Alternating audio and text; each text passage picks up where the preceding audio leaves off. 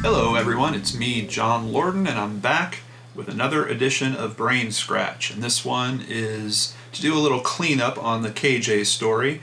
And before I get into that, I just wanted to do a quick primer on what BrainScratch is. You know, it's strange when you create a show, sometimes you just have the title for a show, especially in this new YouTube vlog era, and it kind of defines itself as it goes on.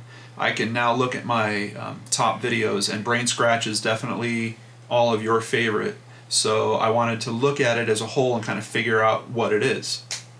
Basically, BrainScratch is a show that goes into usually conspiracy theories, but not always. Basically, any place where there's a question that either hasn't been answered completely or for some reason can't fully be answered. It's a show to entice thought and hopefully good discussion that goes on in the comments below, and it's really a show for people that are open-minded. If you're the type of person who thinks you have the answers already figured out, particularly about the types of issues I bring up, that's probably a stretch, because usually I'm not commenting on cases that are known or things that are closed out. I think even in the case of the Solway Firth spaceman, there is very compelling evidence. Now, it looks like that one might have a conclusion to it. I had some commenters that sent a picture where it looks like it's been like the contrast and some color has been adjusted, and it pretty much looks like the back of a woman. So that's as close to a conclusion as I've seen in any of these cases. But in the case of KJ, in the case of Kendrick Johnson, I don't think we're that close to any conclusion, particularly if there was a murder or if this was accidental, or if there is some type of potential conspiracy or cover-up going on. Whew, that was a bit of a primer. But I also wanted to have that kind of out there. I am not a major media news source. I was actually accused of that by someone directly. I'll just mention he goes by the handle, I believe on YouTube it's Jim Moran, but on Twitter it's James Moran. And in part I wanted to thank him because he presented a link to some very good evidence for me that kind of allows me to continue this investigation a little further. That being said, the type of commentary we had was pretty crappy in my opinion in terms of negativity and being biased and just having kind of always trying to take a superior position. A lot like trolls do in the YouTube comments section. As a matter of fact, if you see Jim's comments in the first KJ video, you probably already think that he's a troll. This is part of the reason why I made that video about trolls, because I do want to consider that opinion, particularly if there is some value in it.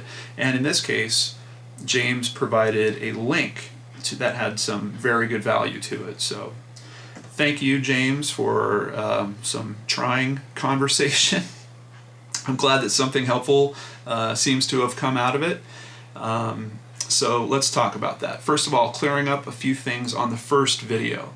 The picture that I showed of the two brothers walking, or the one brother, I thought, Brian, walking in the hallway at the school, I'll bring it up right now. Apparently, it's either this is both the brothers or it's the older brother. I've been told both things, so I'm not sure which. So any conclusion that I had about them changing clothes might not be correct, because I've been told that one's the older brother, one's the younger brother. No, both are the older brother, but either way I had it wrong. So either way we go, there it is, cleaned up. I had a friend of James, actually, that kind of accused me of saying that the Bell brothers kind of got what they deserved, almost like I was accusing them of the murder.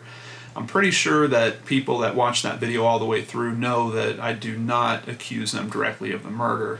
I do feel that because they did not actively participate in the investigation, basically because they weren't helpful in this murder investigation of a classmate, that maybe they did get what was coming to them in terms, especially of Brian losing his Florida State University scholarship. If there, quite honestly, there's evidence to point to the fact that if they just would have participated in that investigation, it would have become part of this mound of paperwork and they could have gone on with their lives. But them not participating in that investigation for reasons that we still don't know, that quite honestly, the Bell family, even with their lawsuit that has now been launched, has not been clear about. The only thing that I found even in this new evidence is they spoke to their attorney first, and their attorney told them that they should not participate in the investigation. Something about that is off. Like I said, there's 100 other people that did participate in the investigation, and they're not getting their college scholarships pulled. At least I haven't seen any reports of that. So, also, I made a note about the gray sweatshirt that was near the scene, and that was not processed as evidence. It actually was taken into evidence. It's item number 4. However, there is still some question about it being properly processed. Some people say that they saw stains, particularly around the cuffs, and I can tell you, after reviewing these new links that were sent to me by James Moran, there is no evidence that they did any processing on that sweatshirt whatsoever. It appears they gave it back to KJ's father, so it is apparently not even an important enough piece of evidence for them to maintain. So that's about it. Now, James, this is specifically from James's point of view. He wanted me to talk about this huge backlash that I hit when I released my first video. The only backlash I hit was literally him and, quite honestly, his crappy approach to trying to present his somewhat useful information. He then whipped in a friend of his on Twitter, and I gotta tell you, man, you look at the streams of these people and they are just attacking people left and right. And if you really have truth on your side, you don't need to be aggressive with it like that. So, not to mention they only have, I think, 100 followers each. But outside of all that, there's better ways to present this information to be helpful to people, and that's hopefully what this video is going to do here. So James basically pointed me to a blog called, I think it's called To Know the Truth.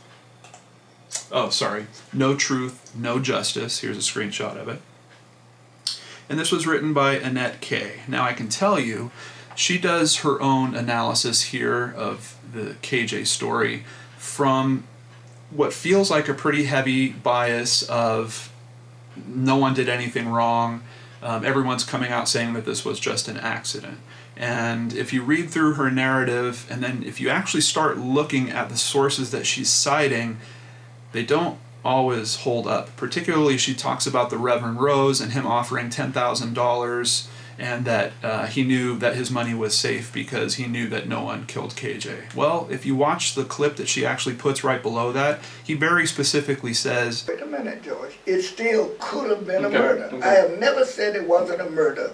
I said I don't know. Right, okay. That's what now if I changed, it was simply I changed from what I thought was surely a murder. Oh, gotcha, okay. To now when I'm not sure. Not so sure. It's a murder. I got you. Okay. That is why the $10,000 reward was offered. Well. Now, there is some contradicting evidence to that. I just read an article with Lee Tushton, who is also, she works with Reverend Rose, and she apparently speaks for him, because there's areas where she says, hey, we see eye to eye, and I'm telling you, this was an accident from everything that I've seen. So, to go a little bit easier on Annette K., she makes some conclusions that once again sound extremely definitive, but there is definitely evidence to look at things still with a more open mindset and kind of consider other things that potentially could be the truth there. One other example of this is she talks about the Sheriff Prine, and that he had a perfectly good reason for not having the coroner show up right away. And then she has a link to it, and in the link, it's basically the sheriff saying, hey, look, I know that it's against the law to not have the coroner show up, but we kind of just thought that's what people knew about how we operate out here. It really just didn't hold up for the point that she kind of quickly assumed in her article. So, know that if you're taking a look at this blog, at least from my feelings about it, it seems pretty biased towards supporting the story that has been released from the Sheriff's Department. That being said, it is the best collection of links that I've seen to official documentation from the case. There are all kinds of incident reports, there are the autopsy findings, you can see subpoenas, requests for information. It is definitely a comprehensive area. I have literally gone through every single document now, and we'll talk about a little bit of my findings down there. I'm still trying to remain open to this. Is there potential that there was an accident? Yes, of course there's potential that there was some type of accident. Is there potential that there was something else, like potentially a prank gone wrong? Yes, there is still potential that this was a prank gone wrong involving other people. Is there potential that this is a possible murder scene? You know, it would have had to have happened in the blink of an eye, but yes, there is still potential for that.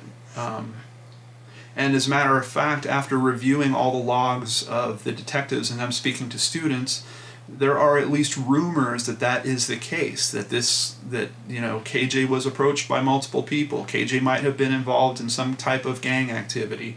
There's all kinds of leads that, at least from this material that has been presented, now this is not the complete file, these leads don't seem like they were all exhausted. And I also have to question the timing of this information coming out, because the incident reports go on for months, and they seem like some of them are pretty key interviews that happened several months after the fact. If all of that research would have happened within a few weeks of the event, I'm pretty sure you would have got some different answers from some of those people, and it would have made the investigation look more up and up. And honestly, that's where I'm starting to feel a little divide in this story. There are people that want to claim that they know the truth about what happened. I seriously doubt they do. There are people that want to claim that there is some level of conspiracy going on to cover up something here. And that's kind of where I'm starting to feel this new divide. I don't think there is a conspiracy to necessarily cover up a murder. I don't think, the bellboys went home that night and talked to their dad, oh shit, we're in trouble, and their dad got on the phone and, hey GBI, I need you to get in there, I need you to process this scene, take it away from the sheriff. Man, all that sounds like something that would be on a stupid TV show or something like that. However, there is already evidence to point to the fact that the crime scene was not processed properly, the coroner was not called out according to what is legal. The sheriff is already admitting to that, so a conspiracy in terms of potentially covering up improper process or people not doing their job correctly? Quite possibly. A conspiracy to cover up the fact that the school might not have been doing its job properly? Quite possibly, because in a lot of this testimony from students, everyone talks about playing on top of the mats like it's a normal thing over there. That seems pretty dangerous to me. Any one of those kids, those mats are 6 feet off the ground. Someone falls, they could break their neck, and that could have been it. Let alone someone potentially going into the mat for their shoe and dying from asphyxiation. So, anyway, as usual, I will have links in the description below, and below you will find a link to No Truth, No Justice, written by Annette K. And do yourself a favor, I say give it a read, but just give it a read with the same open mind that I always ask of myself when I'm looking at this kind of stuff. And hit the comments section below too, because there's some newer information that she releases down there. It was cool to finally see that now I understand KJ was going to a weight training class. That was that period, so it kind of makes sense that maybe he was going to switch into his gym shoes. I still have to question about why one would have been in the mats and the other would have been so far away. There's a theory down there that he found one and threw it. If it was in that same rolled up mat, I think part of the problem is that definitely part of the problem is that his arms wouldn't have been able to move that well. I really don't think he threw a shoe out the top of it. However, read through the comment section down there and just be aware that there's an inclination for some racist assumptions to be happening around this case. And I really do not want to get into that, but I do want to address that There are people that feel like there is a black side to this case and a white side to this case, and sometimes their comments pop up, and personally I feel like their comments are pretty lame, and whenever someone has to defer to that as being a reason for why someone is doing XYZ, just give me whatever evidence you have and let me come to that determination if you really believe that.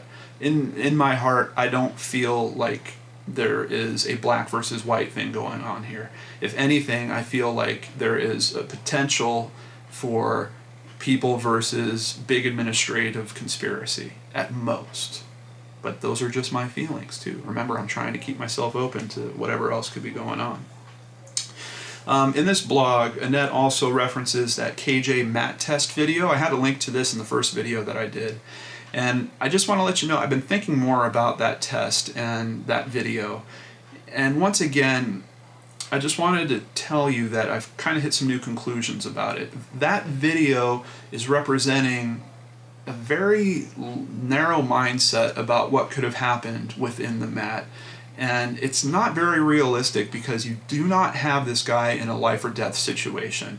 You have someone that knows he's trying to kick the mat over and he's trying to scream, and that is it. Those are literally the only two pieces of information we can get out of that. And what strikes me about that is the simple physics about getting into the mat, considering that KJ's body would have been obstructing the air enough. I'm not saying that it was a perfect seal, but he had to obstruct the air enough so that he suffocated himself when he lodged in there.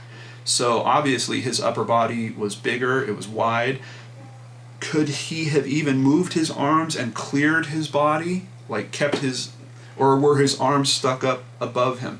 Just think of the logistics. That's all. I'm not going to ask you to draw conclusions based on my thoughts. I'm asking you. Think about the logistics of him climbing into that from the top down and getting himself even to move through there. Just how would his arms have been able to do that? Were his legs, how would they have been able to help him even stuff himself down in top of it? It's just, my brain is kind of going all over the place on that. Talk about a brain scratch. So yeah, I think the mindset is wrong, and I have to question, if they wanted to really add value with that video, why didn't they do what I just talked about and film him actually getting into the mat? Roll that sucker up. We know by the police measurements that it was 14.5 inches of a hole on one side, 14 3/4 of an inch on the other side. Roll that sucker that tight, and then show me that wrestler crawl into the top of it, and let's see how far down he can even move. I don't know if it's feasible. That would be a great test for a video. But unfortunately, that's not what they did. So now, I've looked through all this new evidence, and there is tons of it. The incident reports range to about 50 to 60 pages, and there's 6 different packs of that. The autopsy is, speaking of unremarkable, it's so strange to see how the Los Angeles autopsy for Elisa Lam was processed and compare that to the Kendrick Johnson autopsy. The forms are completely different. The Elisa Lam one seems much more in depth. It's about 3 times as large in terms of all the paperwork.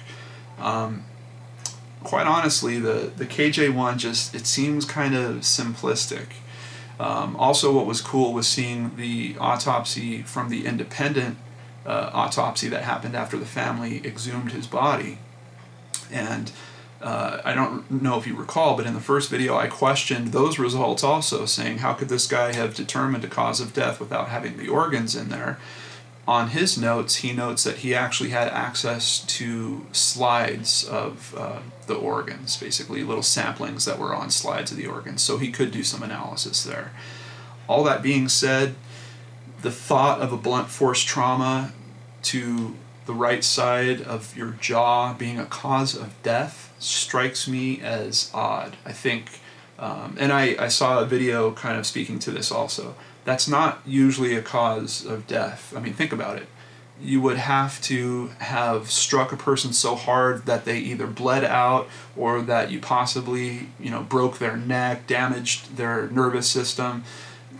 A bruising just on one side like that without a significant amount of blood to suggest a bleed out just doesn't make a whole lot of sense. Now, one theory that pops up in my mind is potentially, was KJ knocked out? Was he hit by someone, rolled up in the mat, turned upside down, and then asphyxia? I don't know. It was just a thought that came up. If both findings are true, it could be possible that both of these autopsies have a piece of the puzzle. There was a very curious thing in the evidence that I found when reading through the official police documentation. And it's weird because the way this is stated, it doesn't seem like it's a goof. I mean, I guess it could be a typo. But the shoes that were found near his feet are noted as, I believe it's evidence number 8, if I recall correctly. And in the paperwork, it is stated that they were soaked in blood so much that they had to be bagged and used, a drying unit used on them. Which is really odd, because I know we've all seen the picture of those shoes. They don't look like they're covered in blood at all, but what really strikes me is the position of them. How would they have any blood on them if literally the only place where fluid was escaping from him was his eyes and his mouth? Along those same lines, they note that his body was also soaked in blood. They say his arms were soaked in blood, which of course makes sense because his arms were supposedly up above his head while he was upside down. But they also note that his torso seems to be covered in blood. Is it possible that the blood soaked up into his shirt, kind of going against gravity? Potentially, but it just kind of struck me as odd, once again, that he would have blood on his body. Also, something I hadn't realized or heard of before, there was a mysterious cell phone that his family didn't know about found on his body, literally in his pocket. And immediately the first thing I thought was, oh my God, if I was stuck somewhere, I would take my cell phone and call for help. What the hell? How come he didn't do that? After reading through all of the evidence, it seems like the phone might have not been in service. This was a phone that was registered to a cousin of his cousin, who, quite honestly, it seems like she didn't even know that he had it. There is some question if it was still in service or not. Apparently the last phone call it made was about 2 weeks before this incident, maybe a little over 2 weeks. And there is some conjecture I've seen that possibly he was using it just as an MP3 player or maybe only on Wi-Fi. Another thing that comes out of this new evidence is there was a pair of headphones wrapped around one of his hands, and one of the cords had been stripped. Now, I don't know if they're talking about on the actual earbud or on the other end where it connects to a device, but I have to wonder, if you're climbing into a mat, why the hell is your headphones out wrapped around your hand? You know, maybe was he reaching for his cell phone and that's all he could get was the headphone part of it and was trying to pull on that? I don't know, but it definitely kind of opened a bunch of new questions for me about the situation of being trapped in that mat and what he might have been doing to try to help himself get out of it. Another thing that's curious is in the investigation, there are a lot of stories. They feel like rumors, but this is a this is at least a crime scene being investigated. And at least in this paperwork that's presented, you don't see all these leads chased out. I kind of mentioned before, you know, there's one potential that he was part of a small group of people, almost like a gang. There is mention of Facebook posts and accounts being deleted and those posts disappearing where people were threatening. So it's kind of curious to me that it seems like there was almost a very basic one-touch pass done in terms of these interviews, and subsequent follow-up interviews are at least not noted in this documentation that I've found. As a matter of fact, a lot of these interviews seem to be more about the day that he was discovered than the actual day that whatever happened to him, which I found kind of weird too. It's weird because in it they'll talk about what happened on the day of the event, and the students keep recalling, oh, well, I was in the gym and then someone told me there was a body, and so I guess from the students' point of view, the event to them was the discovery of the body. However, it doesn't seem like the detective was asking questions to lead them to more of remembering what happened the day before, which is where all the critical evidence would really be, at least in my mind. What's most important about all this is the timing. If you take a look, and CNN did some reporting on this, if you take a look at the timing of these interviews, like I mentioned at the start of this video, they happen months and months after the actual event. And I believe that that in its own way was one form of mishandling in this case. They should have interviewed as many people as they could as soon as they could, much more tightly, much more close to the actual event. This literally went on for months and months and months. And like I said, there's some key evidence that seems to have come out 3-4 months later in these interviews. It's really, really odd to me that they didn't process that a lot tighter. Also, one point of conjecture, particularly amongst my anti-fans, that's what I'm going to call people instead of... The term troll is one thing because they usually don't have a point. I consider the people that were kind of on my back after my first KJ video, they're more like anti-fans. One thing that keeps coming up is, well, how come CNN isn't talking, huh? How come CNN isn't talking? And I didn't know it at that time, but I said, hey, you know, it would be typical process if they're involved in any criminal or court proceeding to not comment any further on this case. And as a matter of fact, here's a snapshot for you.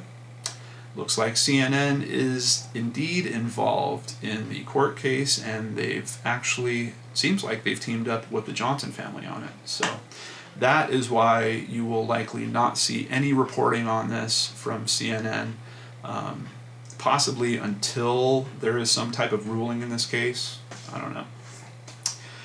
Once again, I just want to tag this video out with my heart going out to the family, particularly of KJ, but also the families of all these students. I mean, it was really something to read through all of their independent accounts and experience around this and just realize how terrible this was for everyone involved. That includes the Bell brothers. And, you know, even if they declined to help this investigation, do they really deserve what they're going through now? In one way, I kind of feel like they do, but in another, you know, paying for the rest of your life for a mistake like listening to your dad's attorney or something like that, that's a pretty stiff penalty too. So I'm kind of unsettled with where to place that within my heart. But if you have input on this, please comment it up below. As usual, I will ask you to remain open. Just be your great usual BrainScratch commenters that I usually see down there.